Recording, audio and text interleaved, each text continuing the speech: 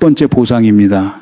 판결은 녹취 하나가 아니라 서로 맞물린 증거사슬 위에 올라가 있었습니다. 그러면 왜 오세훈 측과 국민의힘은 여전히 직접 증거가 없다고 주장하는 걸까요? 또 왜 법원은 공소사실에 포함된 10건의 여론조사 가운데 절반인 5건만 유죄로 인정했을까요? 오늘은 표면의 사실, 역할 분담의 구조, 그리고 이 판결이 더 큰 문제로 번지는 이유까지 뜯어보겠습니다. 먼저 표면입니다. 오세훈 시장은 2021년 서울시장 보궐선거를 앞두고 명태균 씨 측으로부터 여러 차례 여론조사 결과를 제공받고 오랜 후원자로 알려진 김한정 씨가 그 비용을 대신 내도록 했다는 혐의로 재판에 넘겨졌습니다. 특검은 10차례 조사 비용 3,300만 원 전체를 문제 삼았지만 재판부는 그중 5차례 2,100만 원 부분을 유죄로 인정했습니다. 여기서 중요한 법리는 생각보다 단순합니다. 출마한 정치인이 자신의 선거를 위해 여론조사를 의뢰했고 그 비용을 제3자가 대신 냈다면 그 돈은 그냥 친분에서 나온 호의가 아닙니다. 정치 활동에 들어간 비용을 대신 부담한 것이고 법이 정하지 않은 방식의 정치자금 기부가 될 수 있어요. 돈이 후보 계좌로 직접 들어오지 않았다고 해서 정치자금의 성격이 사라지는 게 아니라는 겁니다. 오세훈 측은 김한정 씨가 독자적으로 돈을 냈고 자신은 대납을 요청한 적이 없다고 주장했습니다. 명태균 씨의 진술은 과장과 허풍이 섞여 있어 믿을 수 없다는 입장도 반복했죠. 그런데 재판부가 던진 질문은 달랐습니다. 김한정 씨가 명태균 씨를 알지도 못하던 상태에서 왜 갑자기 수천만 원을 냈느냐는 겁니다. 그리고 그 둘을 연결한 사람이 누구였는지, 조사 결과를 실제로 받아보고 대응한 쪽이 누구였는지를 따라갔습니다. 연합뉴스가 7월 20일 판결문 내용을 토대로 전한 흐름을 한번 보세요. 오 시장은 2021년 1월 8일 김영선 전 의원에게 명태균 씨 연락처를 먼저 물었습니다. 1월 17일 서울시장 출마를 선언했고 1월 20일 명 씨를 만나 선거 전략과 여론조사 설명을 들었습니다. 그리고 이틀 뒤 첫 여론조사가 시작됩니다. 이 시점이 왜 중요할까요? 명 씨가 실질적으로 운영한 미래한국연구소는 자금 사정 때문에 한동안 조사를 거의 하지 못하고 있었습니다.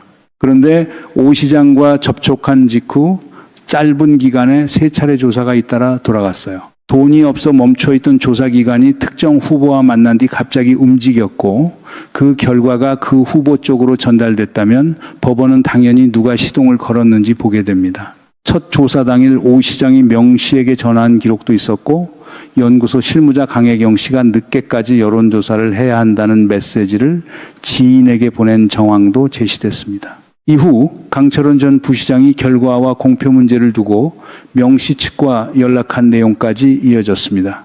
하나만 떼어놓으면 간접 증거일 수 있어요. 그런데 간접 증거가 같은 방향으로 줄을 서면 이야기가 달라집니다. 여러분, 이게 핵심이에요. 직접 증거가 없다는 말은 증거가 없다는 뜻이 아닙니다. 범죄나 불법 행위가 반드시 계약서 메뉴에 목적을 적고 당사자들이 서명까지 해줘야만 입증되는 건 아니잖아요. 통화, 일정, 돈, 행동이 하나의 결론을 가리키면 법원은 그 전체를 봅니다. 오세훈 측이 깨야 하는 것도 명태균 한 사람의 말이 아니라 이 증거들이 서로 이어지는 방식입니다. 이쯤에서 일단 결론이 난 것처럼 보입니다. 오세훈이 여론조사를 부탁했고 후원자가 돈을 냈으니 유죄가 나왔다는 거죠. 여기서 끝내도 될 것 같습니다. 그런데 진짜 문제는 그 다음입니다. 이 사건은 단순한 대납 사건이 아니라 여론조사라는 도구가 후보 전략과 언론 보도 사이에서 어떻게 움직였는지를 보여준 사건이기 때문입니다. 7월 25일 뉴스토마토가 입수해 보도한 판결문에는 더 구체적인 장면이 나옵니다. 오세훈 측 인사들이 불리한 조사 결과가 나오자 수치 변경이 가능한지 묻고 안철수와 금태섭 관련 내용을 기사에서 빼는 방안, 기사 제목을 국민의힘 당내 경선 초접전 양상처럼 잡는 방안, 공표 시각까지 논의한 정황이 담겼습니다. 실제 기사 제목도 나경원 대 오세훈 초접전이라는 방향으로 나갔다고 보도됐어요. 물론 이 대목이 포함된 10번째 여론조사 자체는 1심에서 유죄로 인정되지 않았습니다. 다만 무죄 판단이 나왔다고 해서 판결문에 드러난 조율 정황까지 사라지는 건 아닙니다. 오히려 항소심에서는 특검과 변호인 양쪽이 이 대목을 더 세게 다툴 가능성이 있습니다. 조사를 부탁하지 않았다면서 결과가 불리하자 항의하고 기사 제목과 발표 시각까지 논의했다면 설명이 필요합니다. 대납은 있었는데 부탁은 없었고 항의는 했는데 의뢰는 없었다는 겁니다. 정치판에서만 가능한 무중력 화법이에요. 웃기지만 이거 웃을 일이 아닙니다. 여론조사는 민심을 측정하는 장치입니다. 그런데 후보 쪽이 질문과 결과와 기사 방향에 손을 대려고 했다면 그 순간 여론조사는 민심을 읽는 거울이 아니라 민심을 연출하는 조명이 될 수 있습니다. 숫자는 객관적인 얼굴을 하고 있지만 누가 질문을 만들고 어떤 결과만 강조하며 어떤 제목으로 내보내느냐에 따라 전혀 다른 정치적 효과를 만들거든요. 보통 뉴스는 벌금 1,000만 원, 시장직 상실 위기, 대선 주자 타격이라는 결과만 크게 보여줍니다. 하지만 판결문의 시간표를 따라가면 더 중요한 장면이 보입니다. 연락처를 먼저 구한 사람, 만남 뒤 조사를 시작한 사람들, 결과를 전달받은 쪽 비용을 낸 사람, 공표와 기사 방향을 조율한 사람들이 따로 움직였습니다. 책임을 여러 사람에게 쪼개놓으면 겉으로는 누구도 전체를 지시하지 않은 것처럼 보입니다. 까놓고 말해 이건 선거 컨설팅이 아니라 책임을 분산시킨 개판 구조였습니다. 후보는 직접 돈을 내지 않고 실무자는 연락을 맡고 후원자는 비용을 내고 조사기관은 숫자를 만들고 언론 보도는 그 숫자에 권위를 씌웁니다. 각자 자기 부분만 보면은 작은 행동처럼 보이지만 연결하면은 하나의 선거 기계가 됩니다. 그럼 이 구조에서 가장 중요한 사람은 누구였을까요? 돈을 낸 김한정 씨일까요? 조사를 돌린 명태균 씨일까요? 실무를 조율한 강철원 전 부시장일까요? 재판부의 판단은 역할의 위아래를 분명하게 봤습니다. 오세훈의 의뢰가 시작점이 되고 강철원이 실무를 뒷받침하고 김한정이 비용을 대는 구도였다는 겁니다. 바로 여기서 녹취의 의미가 살아납니다. 강혜경 씨와 김한정 씨 사이 통화에서 김 씨는 자신이 명태균을 만난 것이 오세훈 때문 아니냐는 취지로 말한 것으로 보도됐습니다. 이 녹취가 중요한 이유는 거친 표현이나 폭로의 분위기 때문이 아닙니다. 김한정과 명태균 사이에 자연 발생적인 거래가 있었던 게 아니라 오세훈을 매개로 관계가 형성됐다는 설명을 당사자의 목소리로 보강하기 때문입니다. 뉴스타파는 2024년 11월부터 강혜경 씨 인터뷰, 비공표 여론조사 자료, 김한정 씨의 송금 내역 관련 녹취를 잇따라 보도했습니다. 김 씨가 강혜경 씨 계좌로 3,300만 원을 보낸 내역도 공개됐고 비공표 조사가 13건에 이른다는 보도도 나왔습니다. 1심 법원은 그 전부를 유죄로 받아들이지 않았지만 언론 보도가 던진 핵심 의문 가운데 일부가 수사와 재판을 거쳐 법적 판단으로 이어진 셈입니다. 여기서 탐사보도의 역할도 짚어야 합니다. 이 보도들은 12.3 비상계엄 직전에 집중적으로 나왔고 계엄 사태가 터지면서 상당 부분 묻혔습니다. 뉴스의 파도가 너무 크면 먼저 나온 중요한 보도가 사라지는 일이 생겨요. 하지만 기록은 남았고 정권 교체 뒤 특검 수사와 재판 과정에서 그 자료들이 다시 살아났습니다. 주류 보도만 보면 사건은 법원이 어느 날 갑자기 유죄를 선고한 것처럼 보입니다.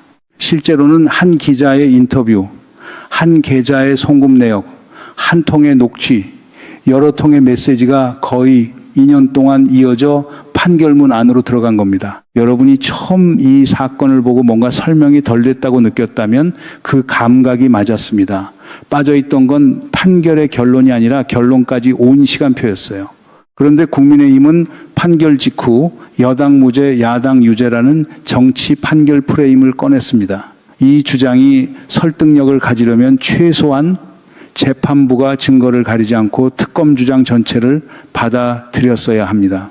하지만 법원은 10건 가운데 5건만 유죄로 보고 나머지 5건과 1,200만 원 부분은 이유 무죄로 판단했습니다. 정치 판결을 하려는 재판부가 왜 특검 공소 사실의 절반을 덜어냈을까요? 왜 적극적인 결과, 조작 지시가 입증되지 않은 점, 범행 기간이 비교적 짧았던 점, 선거에 미친 영향이 확정적으로 드러나지 않은 점, 전과가 없는 점까지 감경 사유로 적었을까요? 판결이 마음에 들지 않을 수는 있습니다. 하지만 판결문이 보여주는 보수적인 선별 과정까지 지운 채 정치 탄압이라는 말만 반복하면 반박이 아니라 회피에 가까워집니다. 참 편리한 독서법이죠. 유죄 부분은 정치 판결이라 부르고 무죄 부분은 재판부의 신중함을 증명하는 자료로 쓰지 않습니다. 본인에게 필요한 줄만 읽는 겁니다. 벌거벗은 임금님에게 옷이 있다고 말해주는 사람만 남기는 방식과 크게 다르지 않아요. 오세훈 시장은 선고 직후 명태균 씨를 거짓말쟁이라고 규정하며 일방적인 진술과 주변 정황만으로 유죄가 나왔다고 반발했습니다. 그리고 선고 당일 곧바로 항소장을 제출했습니다. 항소는 피고인의 당연한 권리입니다. 문제는 항소심이 사실관계를 다시 다투는 마지막 단계라는 점이에요. 이제는 정치적 구호가 아니라 1심이 인정한 구체적인 연결고리를 하나씩 끊어야 합니다. 연락처를 구한 사실, 만남의 연속성, 조사기관의 갑작스러운 재가동, 통화기록, 메시지, 결과 전달, 불리한 결과에 대한 대응, 비용 지급이라는 흐름 가운데 어느 부분이 우연이고 어느 부분이 잘못 해석됐는지 설명해야 합니다. 명태균 진술의 신빙성을 공격하는 것만으로는 부족합니다. 그 진술을 빼더라도 남는 자료가 무엇인지가 항소심의 승부처가 될 겁니다. 설명이 증거가 나올 때마다 달라졌다는 지적도 오 시장에게 불리한 대목입니다. 만난 횟수와 관계의 성격을 축소했다가 다른 자료가 나오면서 해명이 바뀌었다는 비판이 이어졌죠.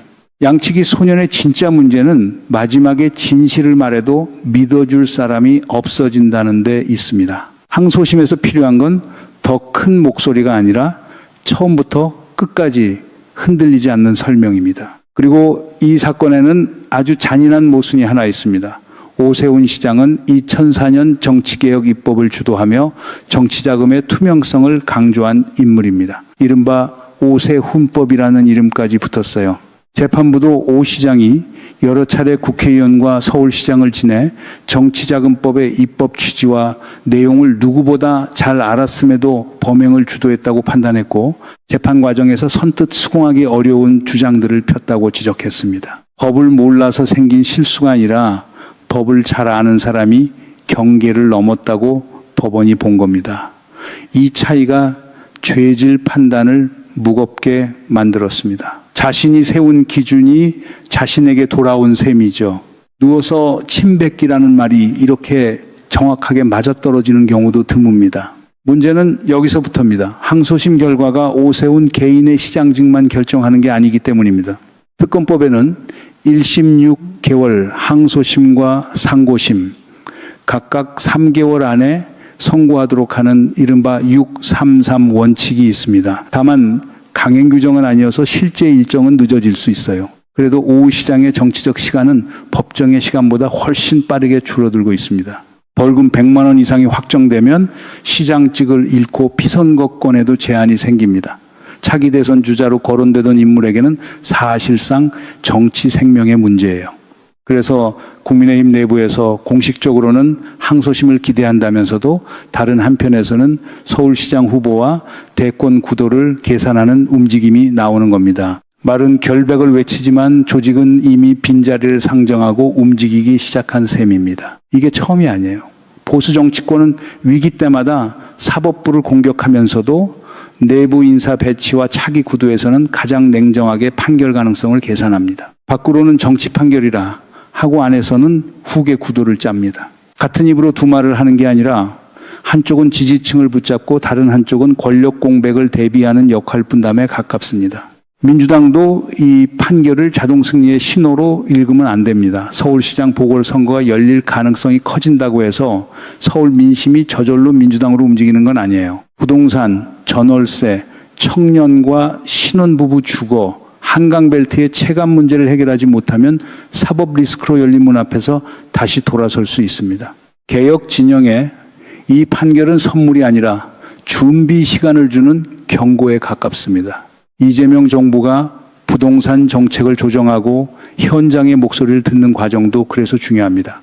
서울 선거는 상대 후보의 유죄 판결만으로 이길 수 있는 선거가 아닙니다. 시민이 내 삶이 나아질 것이라는 확신을 가져야 움직여요.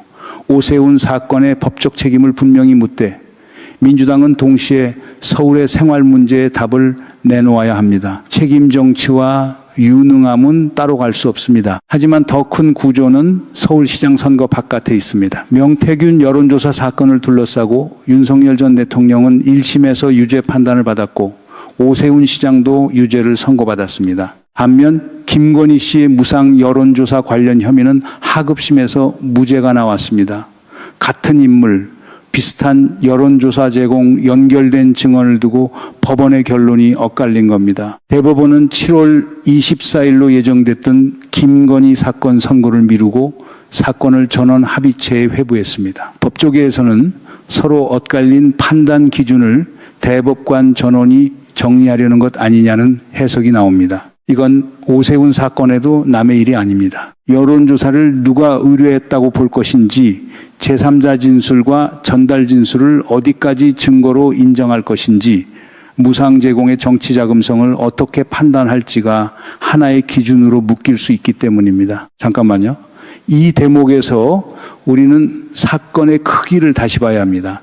처음에는 3,300만 원 가운데 2,100만 원이 인정됐느냐는 돈의 문제처럼 보였습니다. 중간에는 명태균의 말이 믿을만 하냐는 사람의 문제처럼 보였어요. 그런데 끝까지 내려오면 남는 건 선거용 여론조사를 누가 주문하고 누가 돈을 내며 누가 기사로 포장했을 때 법이 어디서부터 정치자금으로 판단할 것이냐는 제도의 문제입니다.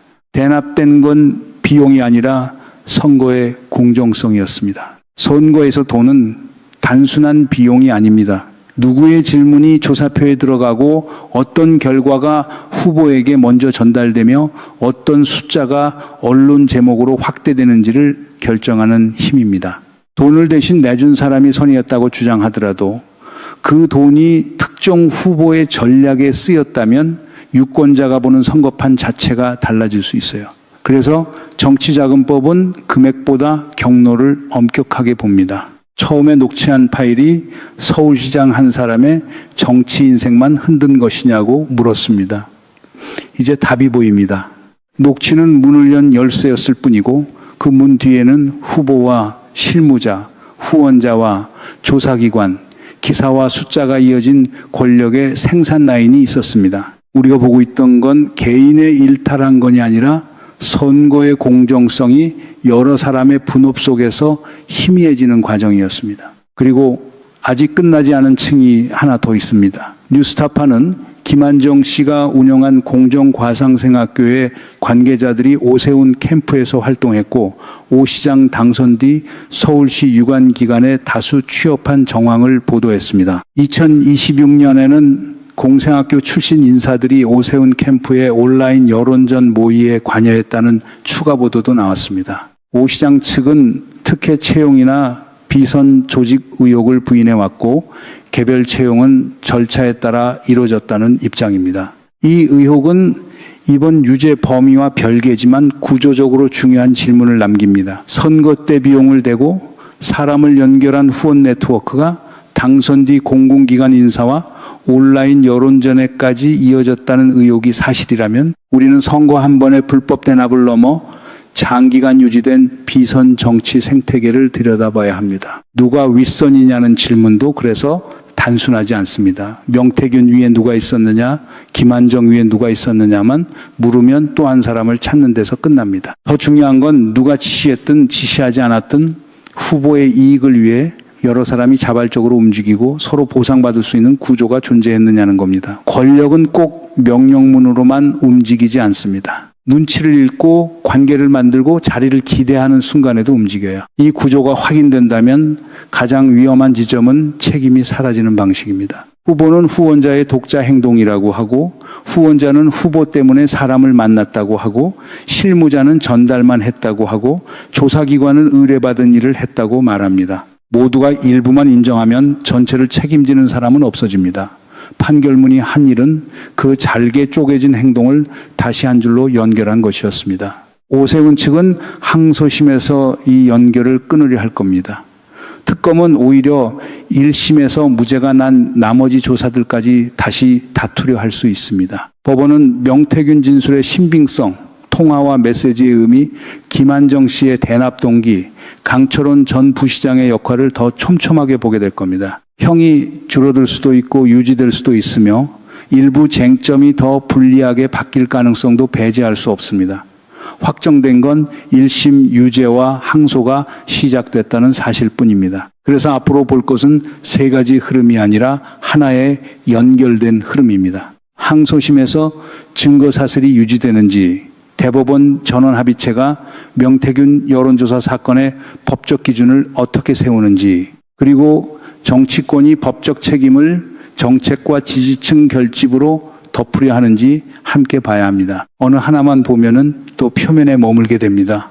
법원이 최종적으로 어떤 결론을 내리든 정치가 답해야 할 질문은 남습니다. 선거 여론조사의 의뢰자와 비용 부담자를 더 투명하게 공개할 장치가 충분한지, 제3자가 후보를 위해 비용을 대신 낼 때 선관위와 언론이 얼마나 빨리 감지할 수 있는지, 조사 결과와 기사 제작이 한 덩어리로 움직일 때 이를 어떻게 검증할 것인지 말입니다. 12.3 비상계엄 이후 국민이 요구한 건 단순한 정권 교체가 아니었습니다. 권력자가 법 위에 서지 못하게 하고 검찰과 사법과 언론과 정치 브로커가 서로 책임을 떠넘기지 못하게 만드는 헌정 질서의 복원이었습니다. 오세훈 사건도 그 큰 흐름 안에서 봐야 합니다. 누구 편이 유죄냐가 아니라 선거의 규칙이 실제 권력자에게도 똑같이 적용되느냐는 시험입니다. 그 시험에서 사법부도 예외가 아닙니다. 비슷한 명태균 사건에서 서로 다른 판단이 나온 이유를 대법원이 설득력 있게 정리하지 못한다면 정치권은 각자 유리한 판결만 골라 사법 정의를 외칠 겁니다. 반대로 명확한 기준이 세워진다면 앞으로